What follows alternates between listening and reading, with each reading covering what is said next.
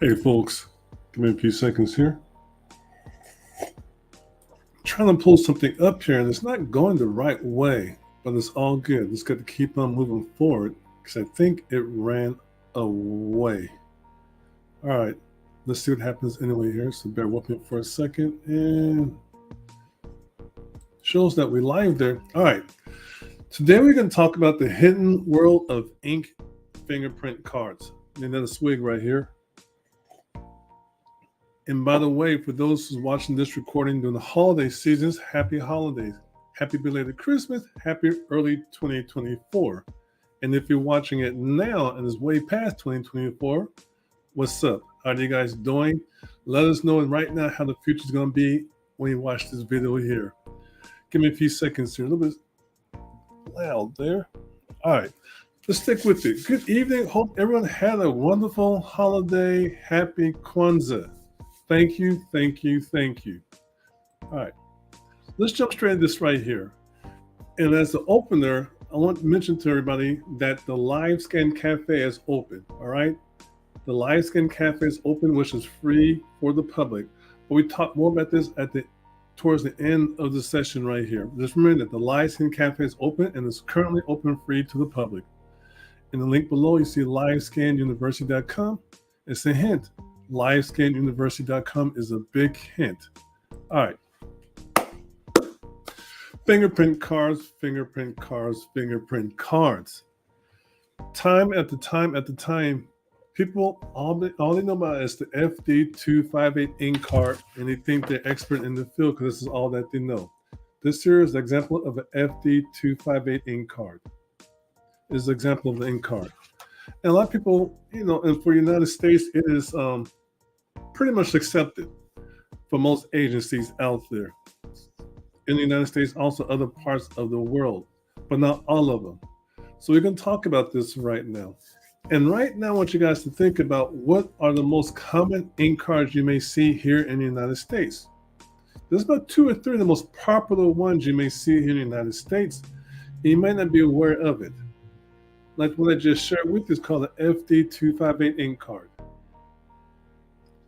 This is used for a ton of purposes. For those folks trying to get the Java license in a different state versus flying over to the state and do a live scan, most state agencies will allow them to do ink cards and send them in as a hard card scanning type of technique. But there's also some people out there trying to get a license or a federal job. They may need a different card called the the SF87. So let me share this with you folks right now. Put myself to the screen over here. Just bear with me for a second. Let me get this back up there because certain things don't save to the last part.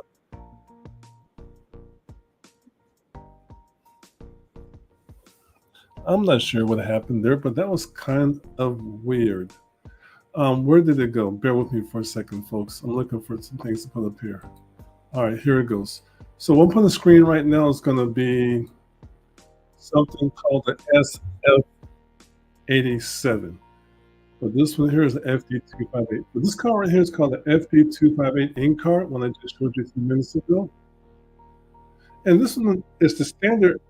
But the question I have for you, why does this card have black squares compared to this card right here that has the blue squares? So why is that? Why does the card I just showed you have black squares, but this one here has blue squares? Why is that? If you don't know, you should listen on for some more information here.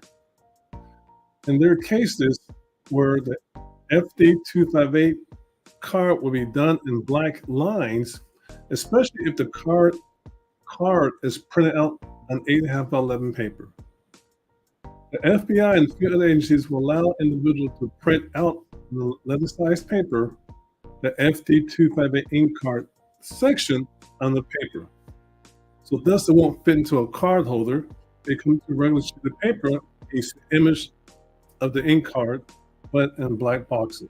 That's just one reason why you may see it there. But some agencies still want you to do the regular card because if it's printed on a regular sheet of paper, it's poor quality. They may print on some cheap ass paper. Sorry about that, but it's true, some cheap ass paper. Or if we got a decent ink card with a quality paper, the right type of card stock, a better quality print. It's a lot more sturdier, less chance of getting smashed up or wrinkled compared to a regular sheet of paper. So this is why you may see some ink cards with some black lines. And sometimes, like the FBI may allow that to be sent in because the place they may get fingerprinted may not have access to the standard ink card on this 5x5 inch sheet of paper. That's just one reason why. And also mentioned here is the SF87. On the SF87, this is more like the Office of Personnel Management, but more like for federal jobs or federal contracts. Basically, it's the same type of card regarding capturing fingerprints. How part of the form is a little bit different. So if you have not heard of the SF87, you might want to do some research on that one there. It's pretty much a simple process still. You fingerprint the same way. This is back to the screen right there. So if you're not aware of it, do some homework. All right. Now, what we're going to do later on, the next day or two, is put some of these ink cards I'm showing you right now and post them in the public group called LiveScan Cafe. So you can join for free. We're able to download these ink cards just for training purposes, just to see how they look like. I won't do it today, but give me like a day or two because it's still the holidays, you know. You get to the house and exchange this cup for a red cup. You know what I'm talking about. What's called SF87. And there's others out there too. These are just one of the two most popular cards for the United States. And like I said, other countries may accept the FD258 ink card, where other agencies have their own card. And even though we are in the United States, there are some states within the United States that have their own unique ink cards. There are certain states where the fill where you capture the fingerprints are different size. Or perhaps the intake part of the ink card, top of it, might be behind the card, opposite side. Certain states have their own unique cards where the lines will not be blue. They may be something like a purple color lines. Or there might be green lines in some cases. And I'm going to ask you this right now. What is the standard form for the ink card that looks something like the FD258, but the lines, instead of being blue, the lines are going to be green? What's it called? And what if you see an ink card where the lines are not green, they're not blue, but they're red? What is that used for to come to for that? So there are ink cards out there with different color lines for different reasons, depending what country you're referring to. So one country may have an ink card with blue lines, and the same ink card might be green lines, with just a different number. While a different country may have an ink card or ink form with green lines for different reasons. You need to know these things too. Okay, you need to roll up your sleeves, do some due diligence, and learn these things. Like I said earlier in this video here, I'll post some of these ink cards for you guys to be aware of it. Okay, but more in detail about the different type of cards is covered in our certification program for ink card fingerprinting. So this is just session here just for tips. I can't teach a whole course in the YouTube video. It's not going to happen. All right, I want you guys to be aware there's different type of cards out there, and you should know them. Don't take anything for advantage. All right, so fingerprint cards versus fingerprint forms. What I mean by that, there are some countries out there and states, they may have the ink card or the fingerprints capture on a form versus a standard FD258 ink card. Okay? Some countries, and maybe a few states, don't want you to capture those fingerprints on the form. I would say ink card on the form.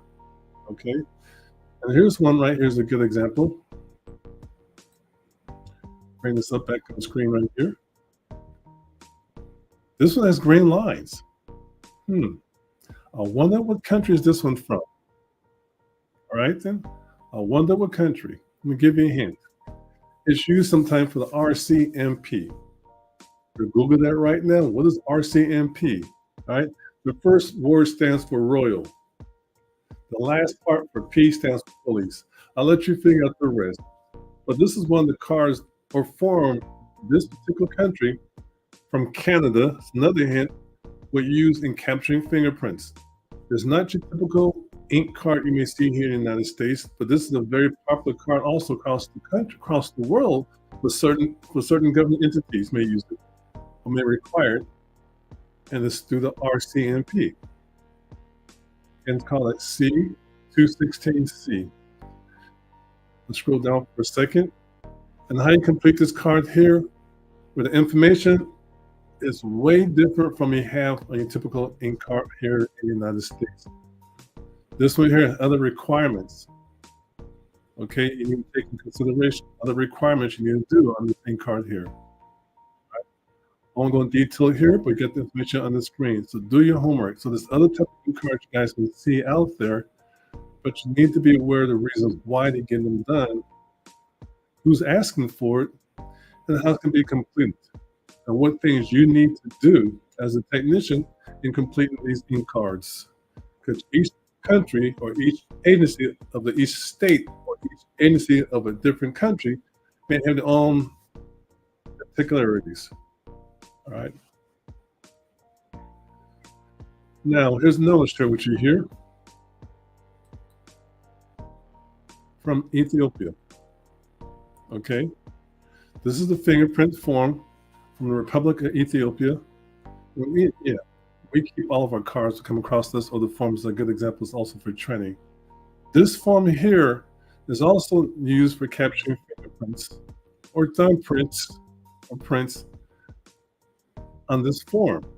And they got 3 different types of forms I'm aware of. I'm just sharing one with you right now because this is a short YouTube video here. I want you to just be aware of the different forms and cards out there throughout the world where the people may live here and they're you to get fingerprint on. They may come to you with this form.